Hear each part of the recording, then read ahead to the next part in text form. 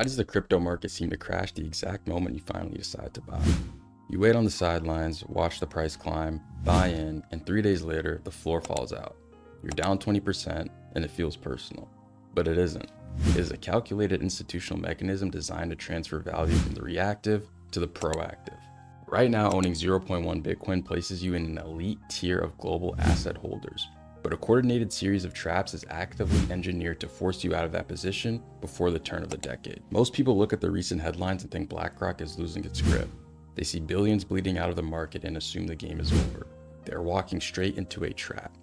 In this tight breakdown, we are exposing the 4 precise traps from psychological media manipulation and altcoin illusions to basic personal liquidity failures that will separate you from your stack before 2030. Here's the 3-layered pipeline I want you to remember for the rest of the video. 1, the BlackRock illusion. 2, the altcoin illusion. And finally, the waiting game trap. The mix of psychology and technical math is something nobody in the crypto market takes into account all at once. So let's begin. The mainstream financial headlines this week are predictably flashing pure red panic. They're screaming that the US spot Bitcoin ETFs just suffered their worst month in history, with a record-shattering 4.5 billion exiting the complex in June. They point out that BlackRock's IBIT led the exodus, bleeding a massive $3.5 billion. Mainstream media sells human attention, and fear sells infinitely better than boredom. A headline that screams Bitcoin crashes, billions wiped out, is this the end? Commands immediate clicks. But practicing forensic macro analysis means you look past the panic and understand the core mechanism. These massive redemptions are not a loss of conviction. They're an automated capital rotation. Precisely when the headlines are most terrifying, smart money is doing the exact opposite of what the news suggests. As the Federal Reserve signals a higher for longer interest rate path, short-term treasury yields are spiking. Institutional fund managers are temporarily rebalancing their risk profiles to chase guaranteed government yields, creating a massive artificial liquidity shakeout on the open market. While retail investors look at the short-term ETF outflows and panic sell their assets, BlackRock's underlying framework is preparing for a massive 2030 supply squeeze. If you are reading the daily news to decide whether to hold or sell, you have already lost. You are reacting to temporary noise while the core data shows a massive long-term trapdoor, clearing out the weak hands from the strong. This artificial shakeout triggers the second trap, the most common way retail investors destroy their portfolio. It starts with a simple impatient, 0.1 Bitcoin is not enough. It is only worth a few $1,000s today. I need to turn this into a whole Bitcoin quickly. I will trade it for cheap altcoins and wait for a move to 10 exit. Then they swap back. That's the reality that they think will happen. It sounds like a logical plan. It is actually financial suicide. In a euphoric bull run, everything moves up.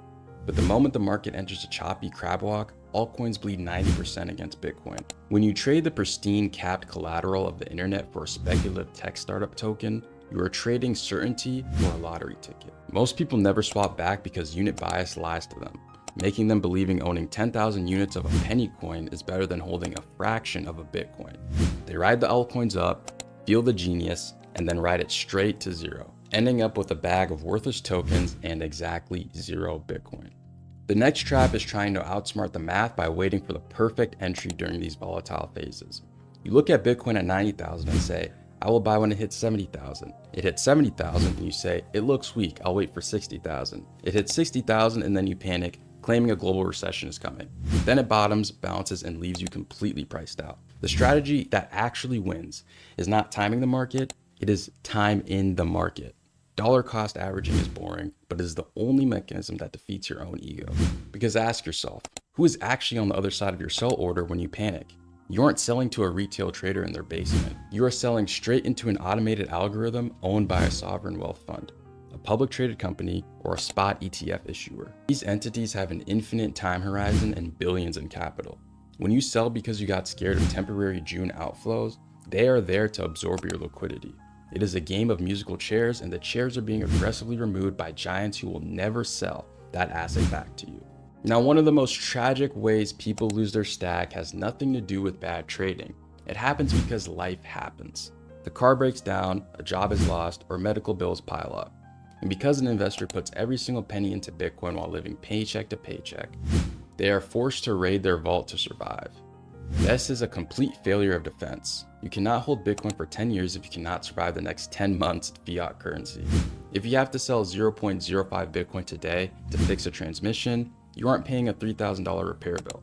In future opportunity cost, you are paying hundreds of thousands of dollars in purchasing power. You need a shield. You need a cash buffer so that when life punches you in the face, your vault stays locked. By the year 2030, more than 98% of all Bitcoin that will ever exist will have been mined. The inflation rate will effectively be zero, meaning an infinite accelerating supply of debased fiat currency.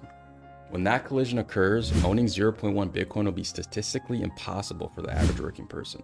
The goal is to secure your position before the supply shock makes the price irrelevant to your salary. And navigating this exact defensive framework before the door closes is exactly what we focus on every single day on this channel and on our free community, link in description. Hit subscribe if you feel like it. I'm Jack Reynolds and I'm out.